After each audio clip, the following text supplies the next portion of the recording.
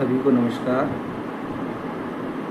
सामाजिक न्याय की आवाज़ क्लास में आपका फिर से स्वागत है। मैं डॉक्टर कुलदीप सिंह सामाजिक न्याय की आवाज़ के विषय में चर्चा करने के लिए उपस्थित हूँ। सामाजिक न्याय की आवाज़ की जो चर्चा है यह है मेरे द्वारा लिखित पुस्तक सामाजिक न्याय की आवाज़ डॉक्टर अंबेडकर एवं अन्य पुरोधाओं का संघर्ष एवं योगदान पर आधारित होगा। इस पुस्तक में 25 ऐसे योद्धाओं का जिक्र है, उनके संघर्ष और योगदान का वर्णन है जिन्होंने सामाजिक न्याय के लिए प्रखर आवाज़ बुलंद की, सामाजिक न्याय के लिए भीषण संघर्ष किया और शोषितों, वंचितों, पिछड़ों तथा महिलाओं को हक अधिकार दिलाने, उन्हें समानता का अधिकार दिलाने तथा उनकी स्वतंत्रता सुनिश्चित करने के लिए उत्कृष्ट योगदान दिया। ऐसे 25 योद्धाओं के विषय में यह पुस्तक आपको बताती है। तो इसी पुस्तक का दूसरा चैप्टर है सामाजिक भेदभाव। सामाजिक न्याय के संबंध में दूसरा चैप्टर है जाति भेदभाव और सामाजिक बहिष्करण, ऐतिहासिक पृष्ठभूमि। पहला चैप्टर हम डिस्कस कर चुके हैं। तो इस वीडियो का उद्देश्य इस पुस्तक के सारांश को आप तक पहुंचाना है, इस पुस्तक की खास बातों को आप तक पहुंचाना है चैप्टर वाइज, ताकि आप इस पुस्तक से सामाजिक न्याय के योद्धाओं के विषय में महत्वपूर्ण जानकारी हासिल कर सकें और साथ ही साथ इस पुस्तक को मंगवाकर या इसे खरीदकर सामाजिक न्याय के योद्धाओं के बारे में संपूर्ण जानकारी प्राप्त कर सकें। तो आइए हम इस पुस्तक के द्वितीय अध्याय जाति भेदभाव और सामाजिक बहिष्करण, ऐतिहासिक पृष्ठभूमि पर चर्चा करते हैं। Caste discrimination and social exclusion, historical background, ये इस पुस्तक का दूसरा अध्याय है, दूसरा चैप्टर है। इतिहास इस तथ्य का गवाह है कि बड़ी संख्या में लोग सदियों से भारत में भेदभाव, अपमान और सामाजिक, आर्थिक तथा राजनीतिक बहिष्करण का सामना करते रहे हैं। इसमें कोई दो राय नहीं है और ना ही ये कोई अतिशयोक्ति है, ये सत्य है। और भारत के इतिहास का बहुत बड़ा तथ्य है कि भारत में लंबे समय तक बहुत से लोगों ने, जिनमें शोषित, वंचित, दलित, पिछड़े और यहाँ तक कि महिलाएं, सभी जातियों की महिलाएं, सभी समुदायों की महिलाएं बहिष्करण का तो नहीं, लेकिन भेदभाव का, अपमान का और अन्याय का शिकार रही है। लेकिन जहाँ तक दलितों और पिछड़ों की बात है, उन्हें भी जातिगत भेदभाव का सामना करना पड़ा और दलितों को तो सामाजिक बहिष्करण, सोशल एक्सक्लूजन का सामना करना पड़ा। उसी सामाजिक बहिष्करण के इतिहास को इस चैप्टर में उद्धृत करने का प्रयास किया गया है। आबादी का एक बड़ा हिस्सा सभी सुविधाओं और अधिकारों से वंचित था और उन्हें दुख, अपमान और अधीनता का जीवन जीने के लिए मजबूर किया गया था। जाति सदियों से भारतीय समाज की एक अजीब विशेषता रही है और आज़ादी के बाद भी 1952 के प्रथम आम चुनावों से ही भारतीय राजनीति में एक निर्णायक कारक भी बनी रही है। मतलब जाति ने भारत के समाज को बहुत अधिक प्रभावित किया है और इस जाति का प्रभाव आज़ाद भारत में भी देखने को मिला है, क्योंकि इसने भारतीय राजनीति को भी गहराई से प्रभावित किया है, उस पर अपना असर डाला है। और ये असर हम पहले आम चुनाव 1952 में जो प्रथम आम चुनाव हुआ था लोकसभा का और राज्य की विधानसभाओं का चुनाव भी उस समय एक साथ हुआ था, तो पहले चुनाव से ही जाति का असर देखने को मिलता रहा है। जबकि जाति आधारित भेदभाव और अत्याचार के रूप में जघन्य जातिवाद यहाँ पहले से ही मौजूद था। दलितों और पिछड़ों को लगातार अपमानित किया जाता रहा, पीड़ित किया जाता रहा और प्रताड़ित किया जाता रहा और ये सिलसिला कमोबेश आज भी जारी है।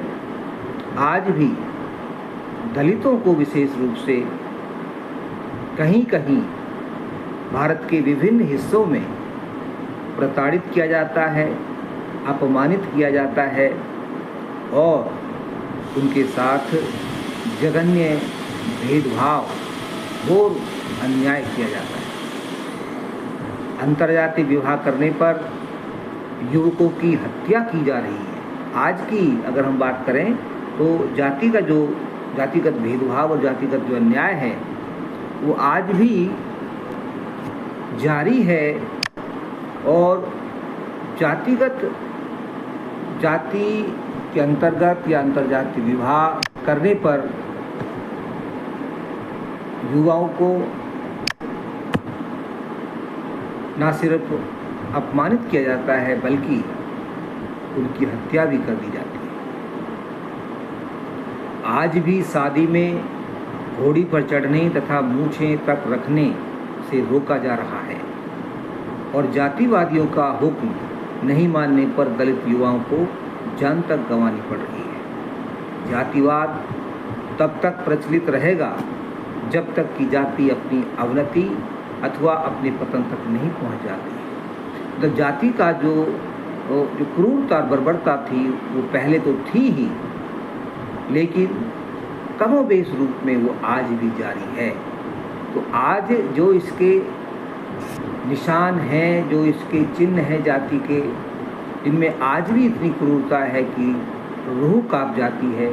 तो फिर आज से 200 साल पहले, 500 साल पहले, 1000 साल पहले यह क्रूरता कितनी अधिक होगी, इसकी कल्पना करना बहुत मुश्किल नहीं है। राष्ट्रीय अखंडता और एकता सुनिश्चित करने के लिए जाति को नष्ट करना होगा, क्योंकि जाति हमारी देश की एकता के मार्ग की सबसे बड़ी बाधा है। अगर हमें अपने देश की एकता को सुदृढ़ करना है, मजबूत करना है, तो हमें जाति को नष्ट करना होगा। और यही इच्छा संविधान के निर्माता, संविधान के जनक बाबा साहेब डॉक्टर भीमराव अम्बेडकर की भी थी और उन्होंने एक पुस्तक लिखी थी इस सिलसिले में, जिसका शीर्षक था एनिहिलेशन ऑफ कास्ट, जाति का विच्छेद या जाति का विनाश। और जाति के विनाश को ही वो राष्ट्र की एकता और अखंडता के लिए जरूरी मानते थे। और जाति को बंधुत्व, भाईचारे और मित्रता, इस सब के बीच के रास्ते के बीच का सबसे बड़ा वो अवरोधक मानते थे। इसलिए यदि हमें अपने देश की एकता और अखंडता को मजबूत करना है और इसे लंबे समय तक बनाए रखना है, तो जाति को नष्ट करना होगा या एक जाति विहीन समाज का निर्माण करने के लिए हमें जातिग्रस्त समाज को बदलना होगा।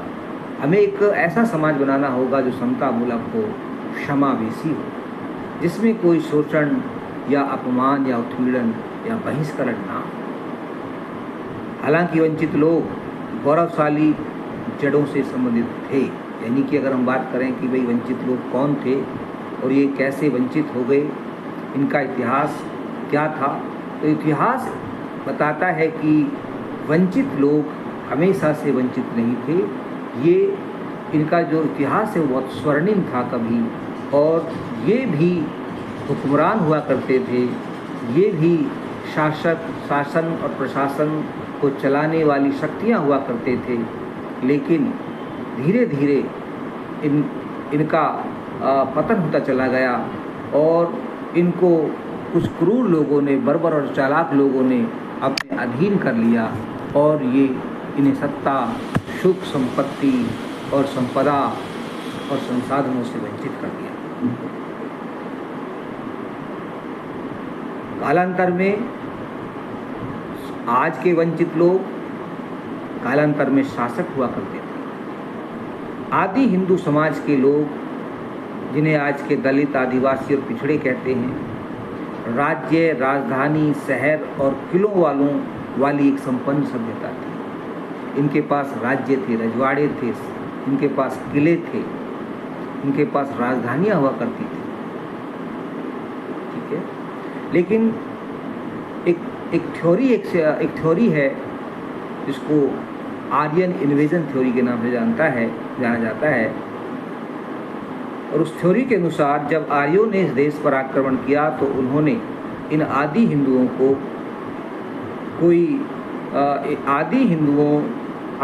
क्रूरता, बल, दमन और विश्वासघात से जीत लिया।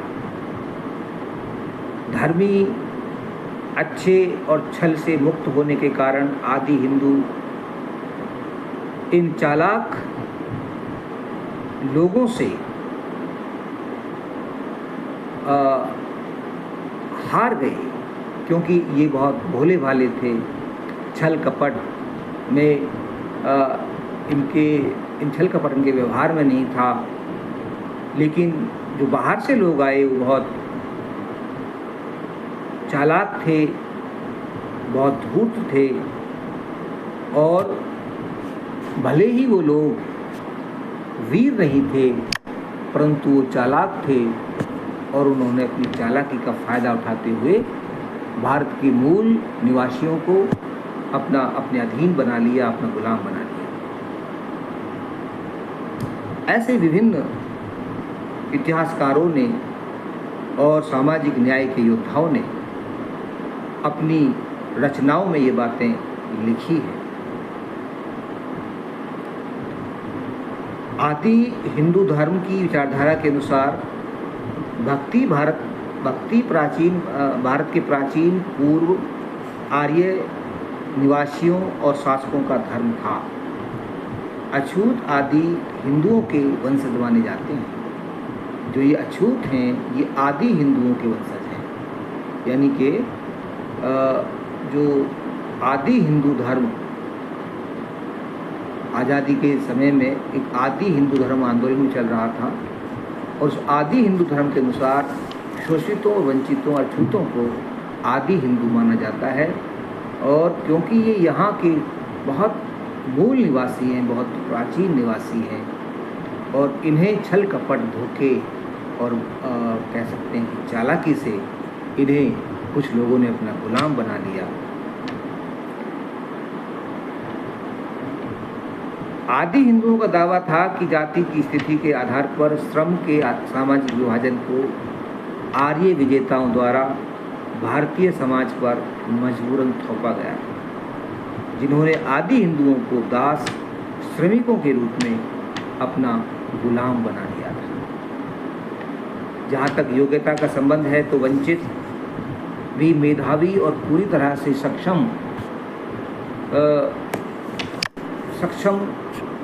लोग रहे हैं, लेकिन जातिगत हिंदुओं ने उन्हें गुलाम बना लिया और उन्हें अमर्यादित के रूप में प्रचारित किया। अछूतों को एक अमर्यादित मल के रूप में, या उन्हें नीच के रूप में, या उन्हें अयोग्य के रूप में कभी उन्हें पोल्यूटेंट के रूप में, प्रदूषक के रूप में, है ना, इस तरह से उनको प्रचारित करके उन्हें समाज में बहुत पीछे धकेल दिया, उन्हें हाशिए में पहुंचा दिया। बाद में उन्हें वर्ण प्रणाली के तहत शूद्र और अछूत घोषित किया।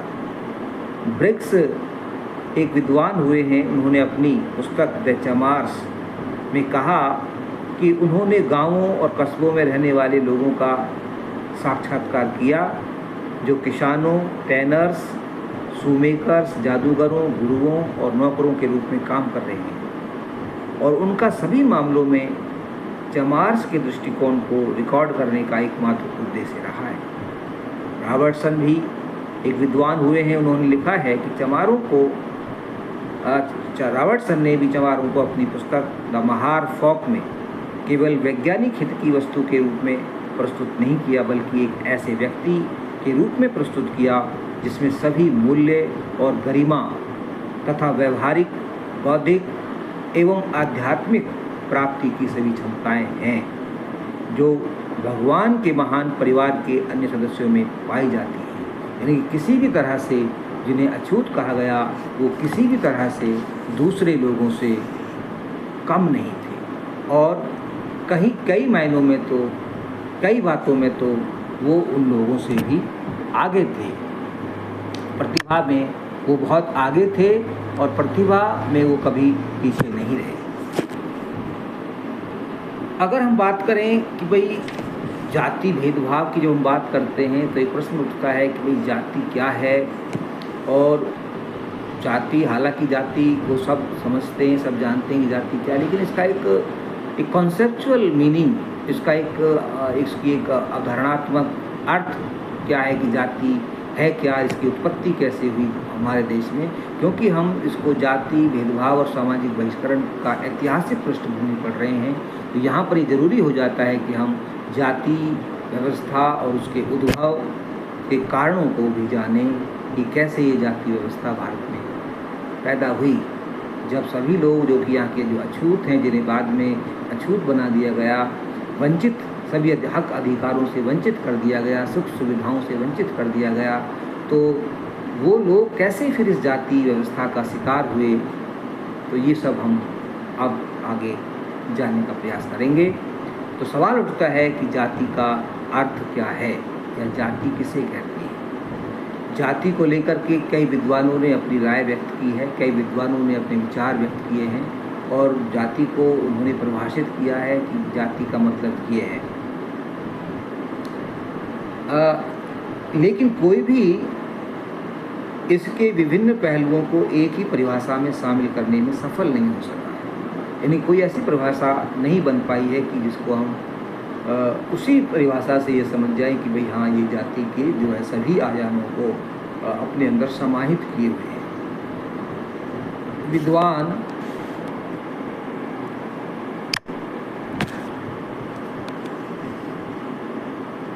अलग अलग विद्वान जैसे कि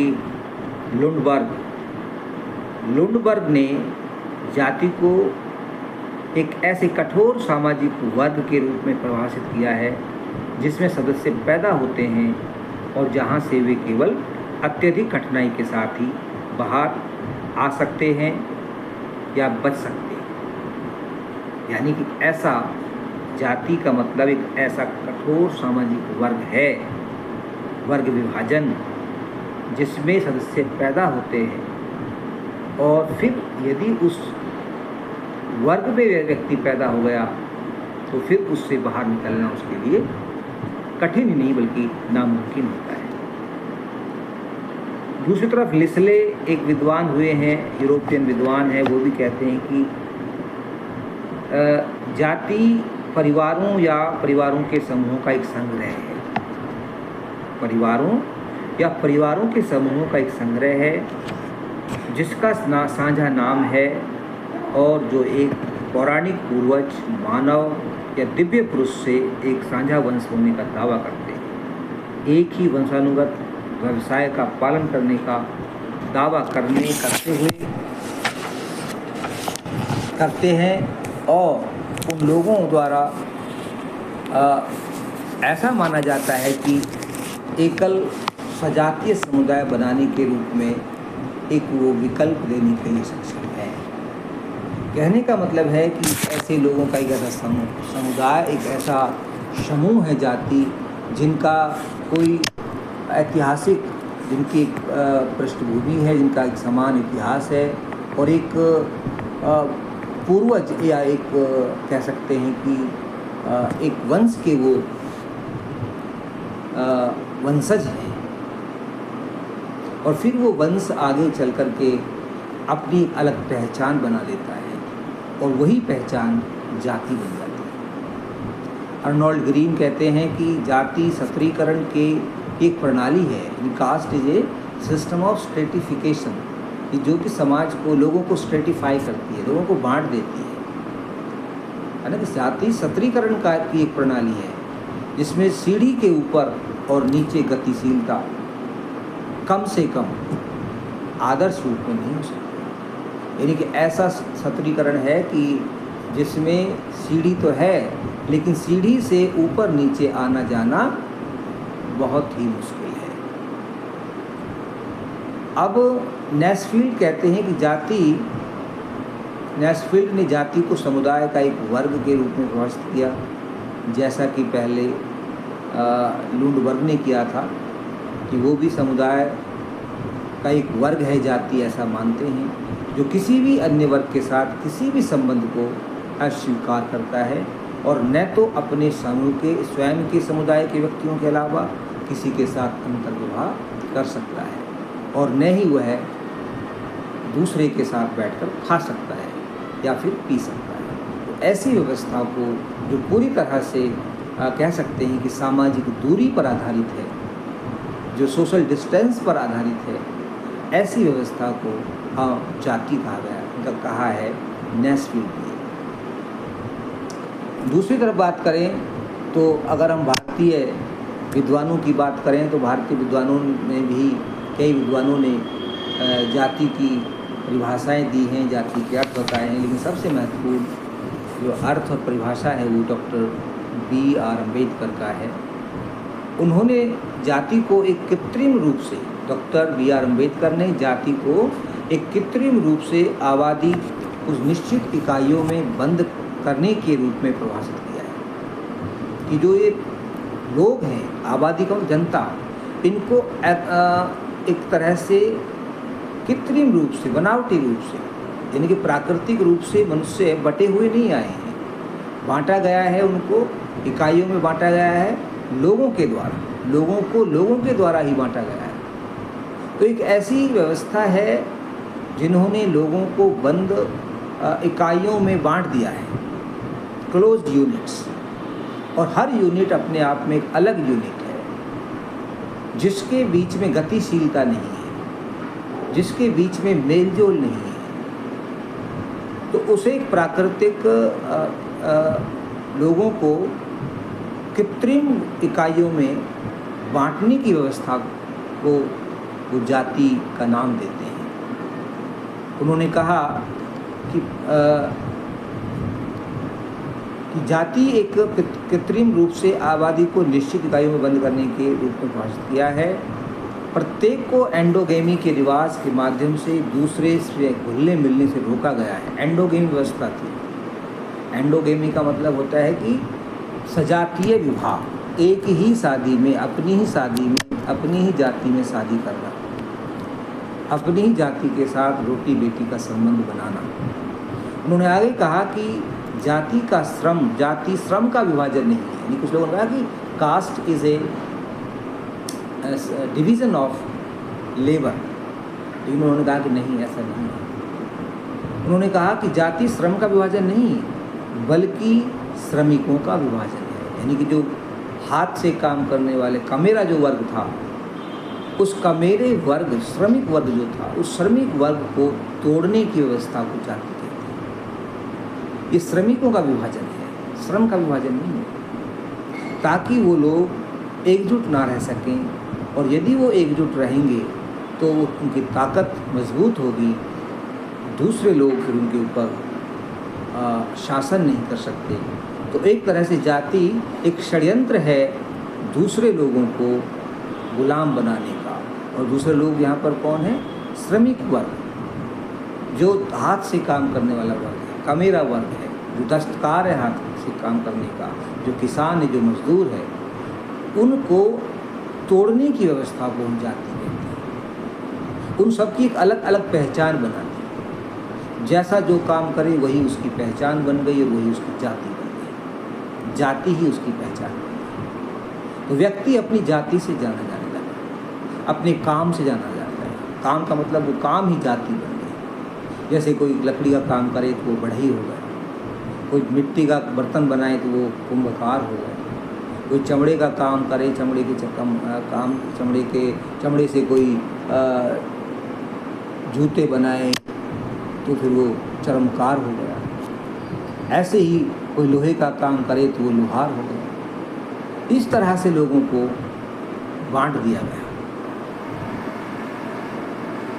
बाबा साहब आगे कहते हैं कि यह श्रमिक वर्ग की एकता को तोड़ने के लिए किया गया है, ताकि वे भविष्य में वर्चस्ववादियों के आधिपत्य के लिए खतरा पैदा नहीं कर सकें। तो ये तो रही जाति का अर्थ और उसकी परिभाषा की जाति को हम कैसे समझ सकते हैं। अब है कि भाई जाति एवं जातिवाद की उत्पत्ति कैसे हुई और उसका विकास कैसे हुआ, इसके बारे में भी अलग अलग समाप्त करता हूँ, क्योंकि वीडियो बहुत लंबा हो गया है।